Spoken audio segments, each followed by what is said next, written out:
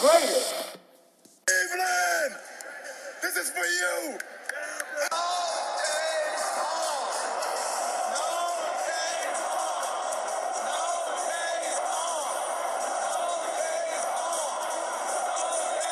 We're still here. We're still here. We're still here. We're still here. We're still here. It comes off. The Chicago Bulls have won their 6th NBA championship, and it's their second three-peat.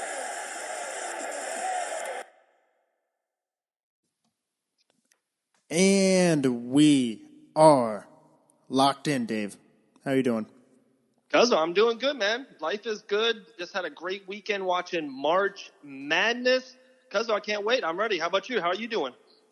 I'm doing great. Whenever it's Walking Dead, for the last episode we talked about Walking Dead, I was like way behind. So I'm like, please just don't talk about anything. So I just want to start off something with Walking Dead.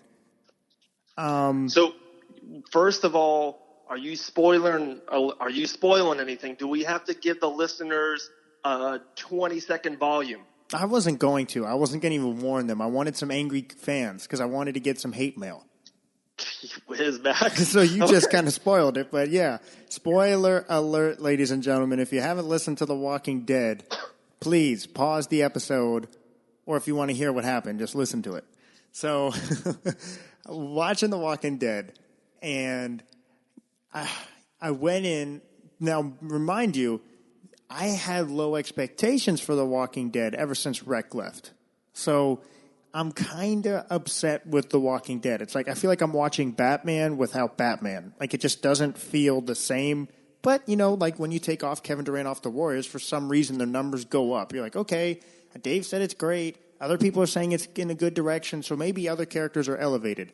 So I'm watching it. You got to evolve, Max. You got to evolve. Yeah. Like the Walkers, right? So I'm watching it, and it is pretty good, Dave. I'll give you that. It's good. I really do like the direction it's headed in. I like that the episodes are more towards horror. Like it's zombies. It's like the first ever snow zombies. It's a different villain. It's not like really, yes, they're people that you're fighting. You're fighting the Whisperers, so they are people, but they're not.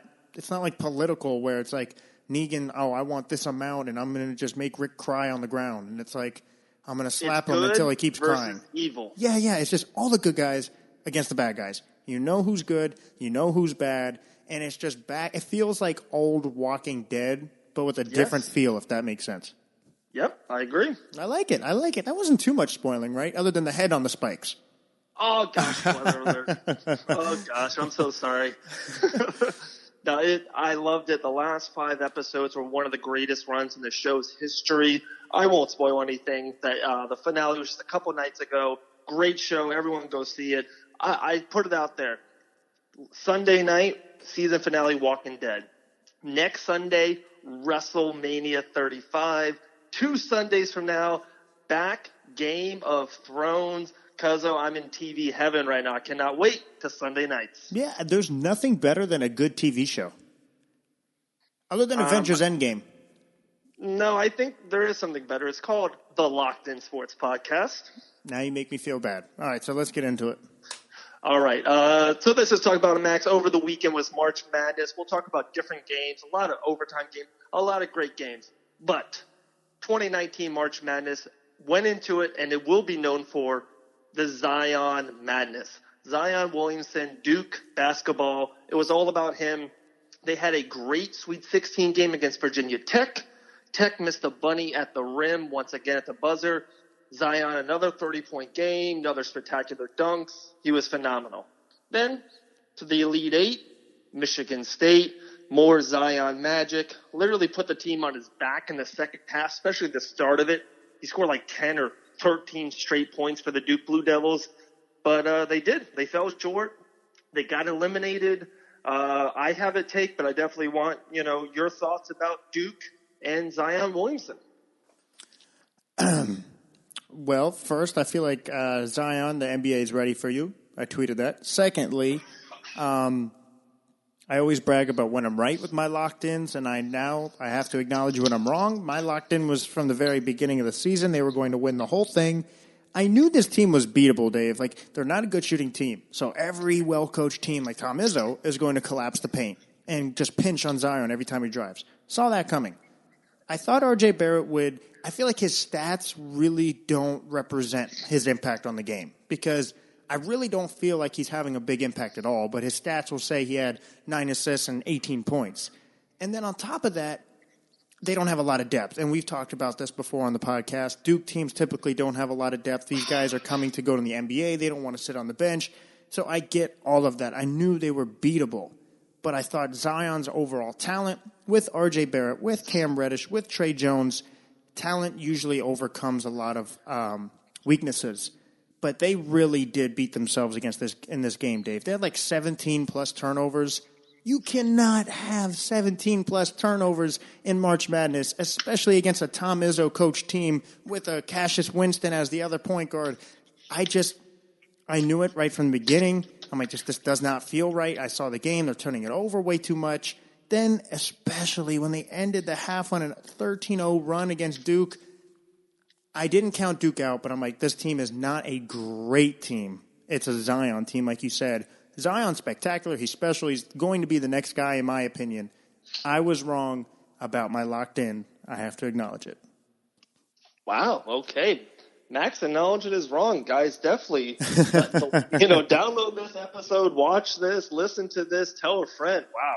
Wow. I got a Zion take that I haven't heard, and I love that. Sometimes I don't like just coming out of left field and being wrong. I want to come out of left field and kind of be first and be right on something. And I swear you'll hear this a week or two on different shows and ESPN and Fox Sports. I know you're listening. You're going to take it, but that's fine. But I'm coming out first. I'm date stamping this, I believe. We're in April now. Here we go. You ready for this one, Cuzzo? Is it what Gilbert Arenas said? No, I don't know what he said. Throw that out there first, so I don't. Oh, you didn't hear Gilbert Arenas' spiel? No. Oh God, it basically was saying that. In long story short, here because it was a video. Sure. His athleticism hasn't really let him have a position. Like he's positionless in a way where he roams and he gets dunks. He doesn't have refined skills. Doesn't have a great jump shot. He thinks he'll go into the NBA and his skills won't really be transferable because he never developed them. He was a dunker. He was always more athletic than everybody. So he's not going to have the transition that we all believe he will. Okay. Absolutely not. There we go. Zion Williamson will be an NBA Hall of Famer. He will be a franchise player. I always say it, the franchise quarterback. He will change teams. I hope he's a Knick. I will pray every day to May 14th until the Knicks get the first pick. I'm all in with Zion Williamson. But that's not my take. That's been my take for 6 months, and I'm not changing it. But I am a realist. I didn't want the Bills to pick Josh Allen, and they did. Now I'm happy. He changed my mind. So I will change with times. There is something Zion does, and I've been watching basketball, professional, college. I've been watching it for 30 years. I've seen Jordan. I saw every game of Allen Iverson, Kobe Bryant's career, all of LeBron. There's something that this kid does more than any player I've ever seen in the history of the sport, and it's bad, and he needs to change it. I love his three-point game. I love how he dunks. I like his defense. I love his block shot ability. But this is it. Here we go. Zion Williamson walks on the court more than any other player I have ever seen in the history of the game. And it kept on bugging me. I'm like, and I know he uses a lot of energy. He's a burst guy. He kind of, blocking shots and dunking, and he runs really fast when he needs to. And I'm not saying he's not hustling, but I've never seen, it's a really bad habit. And usually when you have bad habits and you go to the next level, you need to break them fast or, that's where bust happens. And when quarterback throws it a sidearm and it's not a good throw, that's when they become interceptions and you become Blaine Gabbert, Blake Bortles, and you're not in the league. And now with me saying it, Max, I don't know if you noticed it in the game. He walks a lot. Like he's always, when he's not involved in the rebound or on offense, he's always the fifth person to come down. On defense, sometimes when a guy bursts to the three-point line to get open, he will kind of walk to him. It's just weird. Did you notice that? That's my take. Zion Williamson walks too much. No, like I see the instances that you're talking about, but I kind of disagree because of how much he is involved. Like, he gets so many offensive rebounds, he recovers on defense and gets so many blocks, so many deflections, so many steals, so many offensive rebounds, so many times he's driving or initiating things. I think at some point, carrying 285 pounds, you have to kind of pick and choose when you gather your breath. Now that may be a flaw where he bursts too much. I mean, instead of doing it 5 quick times, do it 10 but slower times, so it's throughout the game instead of bursts like you're talking about. So pace yourself a little bit so you don't walk. But I think he is involved a lot. So for the times that he's not, I'm not saying he's not involved. I'm definitely not saying that. But in the league, you can't do that because he is so athletically gifted. So when the fifth kid from Michigan State, who's not going to be in the NBA, does a crossover, he catches them and does a block. But in the league, that's Bradley Beal. In the league, that's Trevor Ariza. In the league, that's Aaron Gordon. So I think he just needs to – I just think it's like someone just needs to be like, hey, Zion, you can't walk. Like, I just think that's a thing. Like, I'm just being real. I love him. I pray to the big Lord above the Knicks get number one. If I just want someone, an older, good veteran, someone who he will listen to, just kind of be like, hey, Zion in the league, you got to keep the jog up. I know you don't run at all times. It's basketball. Sometimes you post up. Sometimes you pop open for three ball. But when your team is going up and down the court, you can never walk. Does that even just part of the game, do you agree with that? Like, when the team is on a fast break, sometimes, Max, you run. If you're the center, you run fast right to the middle of the paint, and you bring two people to you, and now you have an open three in the corner. Does that make sense? Oh, for sure. Yeah, you're always supposed to hustle. You're always supposed to run up and down, and especially as a big, the coaches would always say, after you get a rebound and you pass it out, run the floor so then the guards can see you and get an easy 2 points in transition. So, I definitely get what you're saying. I just think maybe I haven't caught it as much. I don't think you're crazy, though. Okay. Well, all right, let's talk about it. It's with Michigan State winning. It's Michigan State versus Texas Tech. Or it's Auburn. Oh, Auburn. Okay, I'm sorry. So it's Michigan State versus Auburn? Yeah. And Virginia versus Texas Tech. Yeah, and Auburn, Rob has been calling it, my friend. He's been saying, oh, yeah, they're going to beat UNC. I'm like, I don't think they're beating UNC. They beat UNC. He's like, they'll beat Kentucky. And Dave, I think because of how big of a storyline Zion Williamson and Duke is, this has completely flown under the radar. John Calipari, I think, is not the best coach in the world, like, as everybody believes. Like, I think he underachieves. I think he's a great recruiter, even though he doesn't have a spectacular NBA guy here. But that was a game that he should have won. Like, there's not one guy on the Auburn team where you're like, now there's that number 2 ball. Like, there's the point guard was balling. Like, there are players there, but there's not a Zion. There's not an RJ Barrett. There's not a John Morant, a Cam Reddish. Like, this was a team where, like, okay, hey, now this is where we're going into overtime. We're clearly evenly matched. Let's see if the coach can rise above and coach his ass off and get us a win. I thought that was his moment to, like, hey, all right, we may not have the roster we normally do, but I still am an elite coach. We're going to win this game because of it. And he lost. And I didn't think they executed well down the stretch, and that's typically when coaching matters most. I think John Calipari is getting overlooked on his coaching because of all the different storylines. I think he's underachieving as a coach. I really do. Max. Wow. We'll get back to the Final Four. I promise, folks, if you're listening, we will get back to it. But Max Van Auken, he's locked in. Always follow him at Max Thank you.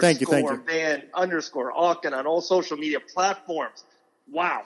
This was my left field, Max. Here we go. I'm going to go with it. Breaking news. John Calipari just got a lifetime contract with Kentucky. He was flirting with the University of UCLA. Arizona was available. And, he's a big name. He gets big players. He gets people drafted. And that always, you think of Kentucky, you think of greatness because Anthony Davis and all these kids, Cousins, John Wall that just came, he gets NBA players in the league. So John Calipari just got a lifetime deal. And I thought about it. I'm like, wow. And I thought I'm 100% with you. I think he gets out-coached all the time. I think he's a great recruiter, but at the end of the day, that's only half of it. You got to coach them up. And I thought that was a bad deal. We talked about what we don't like about the Bryce Harper and Mike Trout deals, and I thought about it. And I wanted to ask you the question first on the spot, and then, see what you thought. Would you give any player, any coach in any sport or any athlete a lifetime contract? Absolutely not. Of course. Yeah, things just evolve. Things change way too much to be set in stone with anything. Brad Stevens, he's a younger coach. And I thought about it. It's like, oh, wow, he's young and everything. But let's just call a spade a spade. This is the first year he's had a great, talented team, a team that you were supposed to go to the NBA Finals. And crap, they might not win a playoff series. If Brad Stevens can never coach a NBA all-time player or an NBA all-elite player like a Kyrie, he just will never win a championship. And things change. Any player, Andrew Luck, best quarterback, I love him. In his pride, Patrick Mahomes. But there will be a time, 10 years, 12 years, that's like, if they want to play, no, it's not best to give him this guy max money and he's not an all-elite quarterback anymore. No coach, no player, hey, Conor McGregor, lifetime deal for the UFC. No, he's just not at that high level. If you say, John Calipari, we're going to give you $1 million a year, or lowball, or Conor McGregor, we're going to give you the 14th fighter money, sure. But he's getting number one money every single year that he wants to coach. To me, it's a horrendous deal. Yeah, Dave, business is hard. Sometimes the podcast can be hard. We may disagree on things. There may be, how many people have had a best friend that they thought was a best friend for life type of thing, like a BFF? And I can't believe I just said BFF on the podcast. Yep. How many people? Guys, you can turn it off now. Have a good night. How many people have said they have a BFF and they're like, yeah, I haven't heard from him in a while. Can you believe he lives in Georgia and can you believe it? There's so many instances where they're like, oh, I do remember going to school with him. Yeah, we were such close friends. I don't know what happened. Even the people you're closest to with no business engagements, obligations, responsibilities, no pressure, just friendships don't work out. Imagine competing or committing to a player or to a coach where everybody has their own personal agendas, their own goals and aspirations, and they're supposed to just be identical with yours and nothing changes over 13 years, 15 years, let alone, did you say lifetime contract? Yeah, as long as he wants to coach. Are you kidding? No, I'm not kidding you. It just happened. And another part that I don't like about it, every player, every coach, every person in any job or any kind of relationship or any kind of spot in life always needs to be tested once in a while. They need to get a phone call that their boss or their significant other or a teammate is not happy with them and work through it and change. If John Calipari just, a couple players or a couple assistant coaches say, I'm not happy with John can just say, guys, lifetime deal. I'm not going anywhere. You guys can take it, suck it, and do whatever you want. It's just, to me, it's madness to give one man so much power. He's like Kanye West right now. He's got all the power. Wow. Bringing Kanye into the podcast. I'd love to hear what he would have to say about that one. Kanye.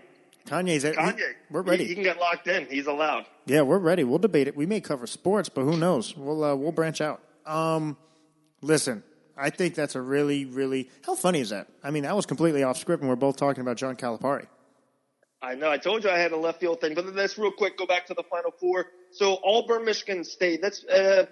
I'm going to go with Michigan State. I feel like you are leaning on Auburn, so I'm going to go with Michigan State. Actually, I haven't made my picks yet, Dave. Okay. I was leaning more towards Auburn, but the more I think about it, his coaching, Tom Izzo, best player, even though I'm not a huge fan of Cassius Winston, like I think he is a legitimate college player. He shoots a little too much for my liking, but he's a legitimate player. Like, he's probably the best player in the series. They just beat Duke. It would be hard for me. So I don't think I'm going to give my pick yet. If I had to lean, I would be towards Auburn because of their length and athleticism. But it's kind of hard to bet against Tom Izzo. Okay, so you're kind of iffy. Yeah, I'm iffy on that one. All right. Then how about do you have anything with University of Virginia and Texas Tech? I think I'm leaning towards Virginia here. How about you?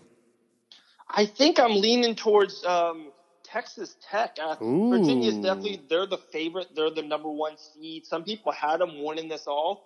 But Jarrett Culver, I don't know if you've been watching him. To me, he is an NBA player. He's that 6'7", 6'8". He kind of reminds me a lot of Kevin Knox. Very long, lengthy, can shoot, dribble, can kind of do a little bit of everything, a little Tim Hardaway Jr. action. Jarrett Culver for Texas Tech, they just have great momentum. Virginia needed overtime. They needed the crazy shot, they needed the missed foul shot, crazy shot at the buzzer. And Texas Tech beat Gonzaga by 20.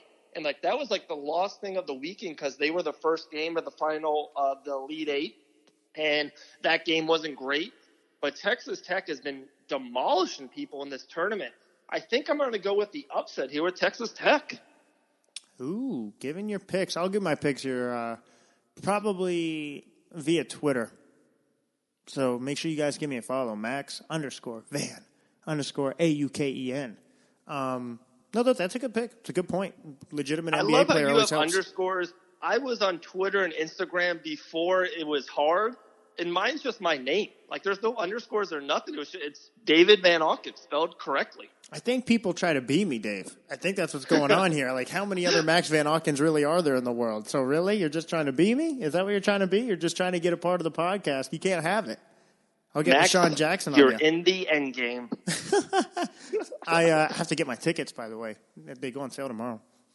Wow. Talking about the end game, we're getting closer to the NBA regular season. There's 4 games left. And out of everything, the West is kind of locked up. It is kind of maybe weird to see where OKC lands and see. So that's a story. But the only kind of thing that, especially this podcast, with Rashad Phillips and you and me, we have this beef, this battle all season long. You guys thought Orlando could make the playoffs and win the division. I was like, no way, Jose, not a chance. But they're right in it. They're a half game out of Miami. So it seems like it will be the Heat or the Magic, and they're neck and neck. So I'm so, 5 games left. I'm so eager to see who gets in. Yeah. Oh, I'm going to be there for the Knicks game. I think they should win that game, especially how much it means for the Magic and how much it really doesn't mean for the Knicks. The Knicks are trying to lose. Exactly. So I got to see the Heat's schedule. It's obviously getting right down to the wire here. So whoever wins is locked into the playoffs there. But I have a really again, with the bold takes here, I have a locked in, an early locked in. You ready for it? Cuzzo, if you're ready to be locked in, I'll be locked in. Because we're talking about the NBA, the Eastern Conference, and it's been a lot more parity without LeBron James, obviously. And, wow, this is one of the first podcasts we haven't talked about LeBron right away. I think, it's a 4-team race for the East. Boston Celtics, Milwaukee Bucks, Philadelphia 76ers, Toronto Raptors, right? And then you can whoever makes the playoffs, the Pistons, the Magic, the Heat, you name it. But it's really those 4 teams. I think Philadelphia matches up well with the Warriors, doesn't beat them. I think everybody doesn't beat Golden State. I think the Celtics with their deep roster, if they all are clicking and they all feel like patting each other on the back that day, that they can match up well with the Warriors because of depth and coaching. But there's one team that I think everybody loves, that I think everybody thinks is going to give people a run for their money. They may win the East, and they may match up well with these guys that I think they're completely wrong on. And I was up and down the whole year on them, and now I've made up my mind, and it's locked in. I think the Milwaukee Bucks will underachieve in the playoffs. I think they don't go out of the second round. I have to see how it plays out with the playoff tree. I think the Celtics end up winning the East because they're a terrible matchup for the 76ers. But I think Milwaukee's one of these teams, Dave. It reminds me of the Atlanta Hawks, where Except they have Giannis. The Atlanta Hawks only had they were more dispersed with talent. Milwaukee has Giannis, like the guy. You have Bledsoe, you have Middleton, but I think they're overachieving in the regular season. Giannis wants that MVP. The team is clicking. It's the first time they've been a first seed in God knows how long. I think since Lost Lender, right? So I think this is a team that will win a playoff series in the first round. Depending on who they play in the second, like they're definitely not coming out of the East in my mind because I think they're almost like the favorites now, it seems like with most people. I think they'll underachieve in the playoffs and probably not go to the Eastern Conference Finals. Wow. Okay. I haven't heard that take from you yet, so I'm happy. And one thing I love, you and I usually agree 98% of the time because we are locked in always. And I love when we disagree. It just brings out new flavor. We can make bets and stuff. I totally disagree. I'm all in with Giannis. First of all, I was all in with Chris Middleton before people knew his name, and I locked him in as an all-star. So I've been on this Milwaukee Buck train for longer than people think. The Bucks will. Not even are they going to win a playoff series or two. I'm locking them in right now, Max. I told you I'm going there. Locked in. Milwaukee Bucks are in the NBA Finals. Lock that in. Wow. Now, I love Giannis. Like, I think he's top 5, top 4, top 3 player in the world. No, he's the best player in the world right now. Giannis, the MVP, I can't say that yet. Night in, night out, Can't defensively, offensively. This is the postseason that he takes his game to the next level. Everyone needed a postseason. It was LeBron against Detroit in his 4th year that took him over the edge. You're like, wow, he's the best player in the world. This is the year Giannis does it in the East. You may be right. We'll agree to disagree for sure. Cannot wait to see. That's funny that we're polar opposites on this. I think Giannis is the best player in the East, hands down. I think I still would take LeBron over him. I still would take Kevin Durant over him. Curry probably over him. But he's definitely top 3, top 4 in my book. Best player in the East. I love him defensively. Like you said, I'm a pro Giannis guy. I just don't think the team as an overall unit has what it takes to overthrow some of the other teams in the East. But we'll see. I hear you. And just my last point in the Bucks, I just like them because, one, like you said, they got the best player every series. 2, to me, I think they might have the hottest coach for their team. Great so now point. you have probably the best coach and the best player. And like I said, I really do. They're just not names yet. And maybe this is the year to be like, oh, well. But Chris Middleton and Eric Bledsoe, these are two. One's an all-star, one's a budding all-star. And I don't know if you watched the Rockets game like a week ago when they beat him. Eric Bledsoe was the best player on the court, and he's a third piece. And that's what's always missing. He was always the second best player on the team, and that doesn't work. But if you can have an Eric Bledsoe as your third to fourth best player, that's when everything comes together. And when you have arguably the MVP and the best player in the world, I'm the Milwaukee Bucks, NBA Finals bound. Chris Middleton was an all-star. I give you credit there. So you have 2 all-stars on your team. Yep. By the way, saw on Fox Sports, Dave, they and I'm calling him out on it too. I texted Rashad. I'm like, hey, you better tell Colin Cowherd this was my idea here. They talked about the Best Player Award, and they should rename it to Best Player instead of MVP. I'm like, come on now. Now I know they're listening to the podcast.